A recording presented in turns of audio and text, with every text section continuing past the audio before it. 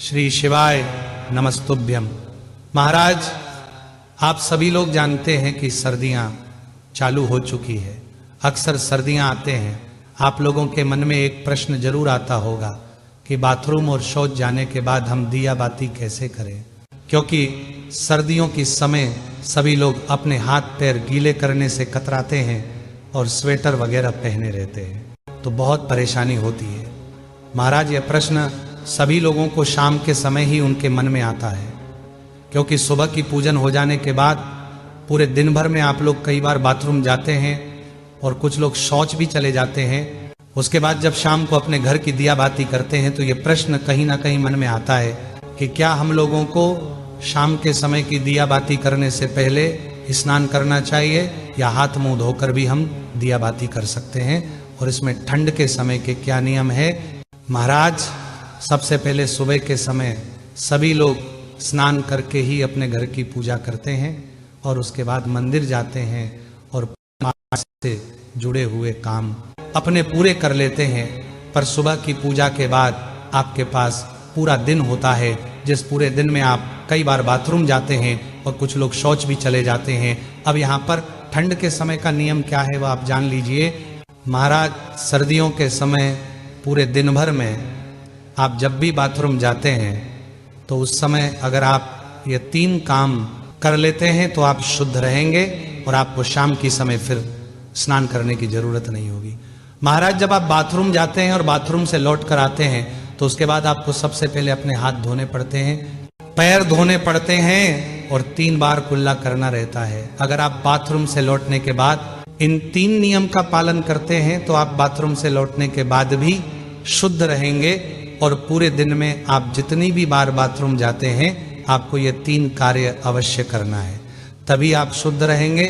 अगर आप बाथरूम से लौटने के बाद ये 3 काम नहीं करते हैं तो आपको अपने घर में शाम की दिया बाती करने से पहले स्नान जरूर करना चाहिए। महाराज, विशेष रूप से इस नियम का पालन घर की माता बहनों को जरूर करना चाहिए। महाराज, अगर आप लोग अपने घर से बाहर काम करने के लिए जाते हैं, ऑफिस ड्यूटी जाते हैं, तो उस जगह पर इस नियम का पालन कर पाना उतना संभव नहीं है।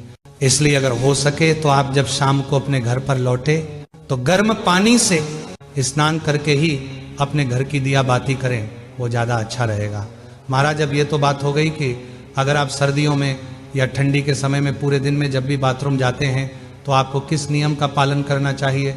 अब हम बात करते हैं कि सर्दियों के समय में अगर आप पूरे दिन भर में कभी भी शौच चले जाते हैं तो क्या उसके बाद भी आप हाथ मुंह धोकर शाम के समय की दिया बाती कर सकते हैं या नहीं। महाराज, अगर आप पूरे दिन भर में कभी भी शौच चले जाते हैं तो उसके बाद सिर्फ एक ही नियम होता है कि आपको स्नान ही करना रहता है। अगर आप शौच से लौटने के बाद स्नान नहीं करते हैं तो आप पूर्ण रूप से अशुद्ध हो जाते हैं और फिर आप शाम के समय की दिया बाती नहीं कर सकते, और अगर करते हैं तो इससे फिर आपके ऊपर दोष लगेगा और पापा भी लगेगा। महाराज, शौच जाते समय आप जो भी कपड़े पहने रहते हैं वो भी अशुद्ध हो जाते हैं, इसलिए शौच जाते समय आप उतने ही कपड़े पहने जितने को आप धो सकते हैं। महाराज, ये जो हम आपको नियम बता रहे हैं ये बच्चे, बड़े, माता बहनों के लिए, सबके लिए है, क्योंकि भगवान की पूजा करते समय या शाम के समय की दिया बाती करते समय हमें पूर्ण रूप से शुद्ध होना चाहिए। महाराज, इसके बाद में अगर कोई ऐसा है जो कि पूरे दिन भर में बाथरूम से आने के बाद पूरे नियम का पालन भी करता है और अगर वह शाम के समय स्नान करके ही दिया बाती करना चाहता है तो और अच्छी बात है, पर सर्दियों के समय या ठंड के समय ज्यादातर लोग शाम के समय स्नान नहीं करते हैं, क्योंकि ठंड बहुत ज्यादा होती है और पानी भी बहुत ज्यादा ठंडा होता है। महाराज, हमारा कहना बस ये है कि शाम के समय की जब आप दिया बाती करें तो उससे पहले एक बार और अच्छे से हाथ पैर धो ले, 3 बार कुल्ला कर ले और मुंह पर गीला हाथ या पानी मार लें। महाराज, जो लोग शाम को अपने घर लौटते हैं अगर वह स्नान न कर पाए तो वह लोग भी अच्छे से हाथ पैर धोकर कुल्ला करके और मुंह धोकर ही शाम के समय की दिया बाती करें। और आपके घर में रोज शाम को 2 जगह दिया बाती जरूर होना चाहिए, पहले आपके पूजा घर में और दूसरा आपकी तुलसी जी के पौधे में।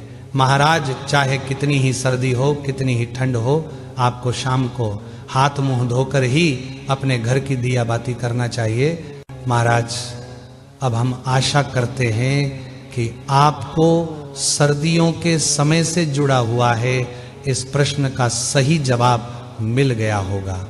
पर अभी भी अगर आपके मन में कोई प्रश्न है तो वह आप हमसे कमेंट करके पूछ सकते हैं। और आप हमारी ये वीडियो कहाँ से देख रहे हैं कमेंट में जरूर बताएं।